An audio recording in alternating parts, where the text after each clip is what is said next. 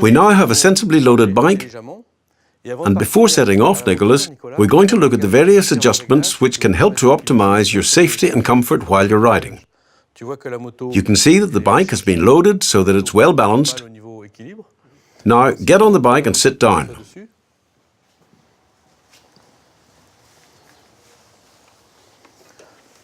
We're going to adjust some settings, going from bottom to top. I'm going to concentrate first on your boot. Try to change gear gently. Okay. Now, if you had an enduro boot like this, move your foot back. Then, if I try to change gear, you can see that I won't be able to. That's because the knee is stuck in the engine. But you can adjust the gear change lever to suit the boot you're wearing.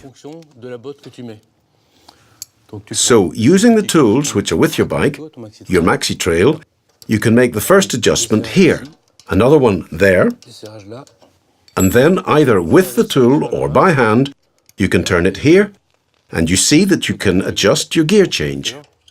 So, if you have your enduro boots on, your knee is here, and no longer stuck in the engine as it was just now. You can also change the lever itself, because you've got a rigid gear selector there. Okay? If the bike ever falls over, even when it's stationary, the lever could break. There are accessories on the market like this flexible gear selector, which won't break when the bike falls over. Even if you're not a good mechanic, you should learn a basic minimum and have an understanding of how your bike works, at least as far as riding and adjustments are concerned. You see, your original footrest is rather narrow. You can buy much wider footrests which double the surface contact between your boot and the footrest, which will give you a better grip. When you're on the bike for a long time, it'll be much easier on your feet. But the main thing is that you'll have a better control of your bike. So consider fitting a wider footrest for yourself, and don't forget Helena. Fit a special passenger footrest for her, which will give her better grip and a better posture on the bike. That way, when you're both standing up, no one's going to slip. Another thing you can do. On the other side of the bike, there's a brake lever. You have levers like this which enable you to ride in both positions, seated and standing.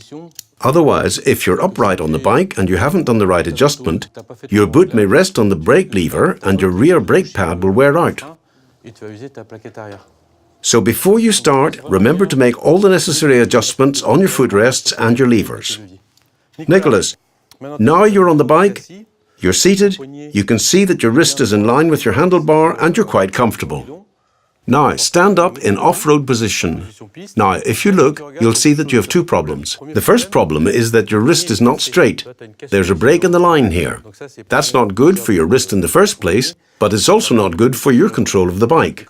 And if you look at your back, you'll see that part of it is arched, which means that you're not in a comfortable position.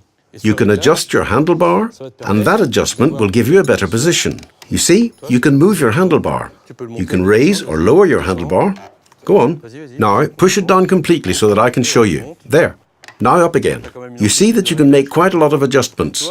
So now you can see that your back is a bit straighter, you're more comfortable, your head is just above the tank, and you've got good control of your bike. Now squeeze your bike between your knees, and you're in the perfect off-road position. Now, with what you've just done, if you put your hands back, you'll see that your wrist isn't straight when you sit down.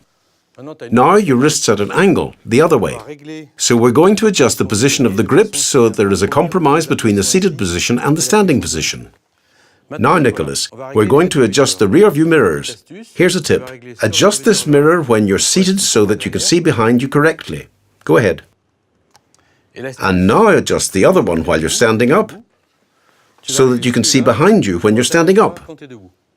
That way, whatever your position, seated or standing, with your mirrors adjusted in two different ways, you can always see what's happening behind you. Now, Nicholas, sit down. I'm going to show you something. On most maxi trail bikes, you can also adjust the angle of the screen, so as not to have too much wind in your face and stay comfortable. Nicholas, there's still one small mechanical adjustment to make. Get down off the bike and we'll adjust your saddle. You see, you can lift off the saddle like that.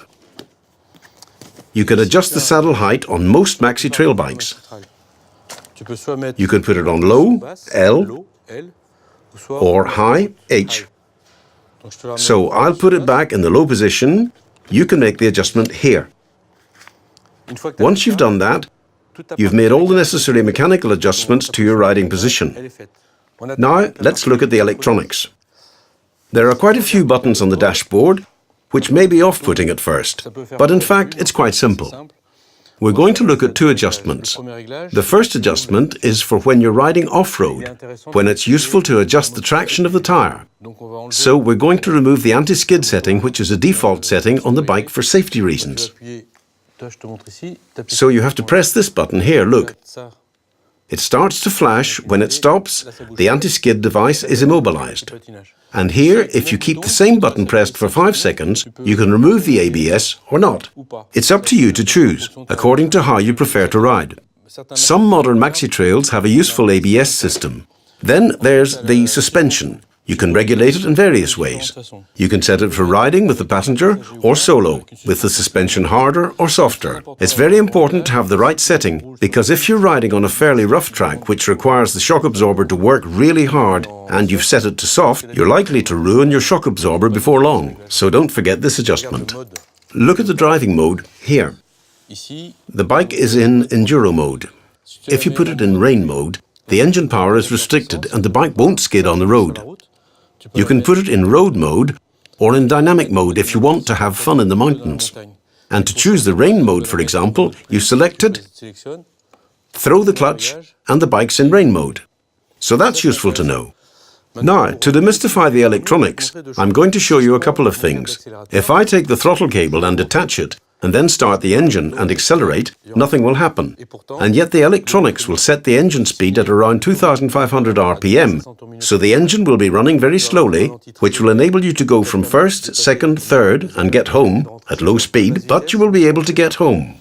The second thing, I'm going to break the electronic circuit. That means that the electronic circuit will not function. I'm going to lift the dashboard and disconnect it. Normally the electronics wouldn't work, but as we shall see, they still do. Now, look closely. There, I've unscrewed your dashboard. Your electronic circuit is now open. Here you are. So normally, you would say to yourself, my bike won't go since the electronics are disconnected. But on a modern bike, if I press the starter, the engine starts.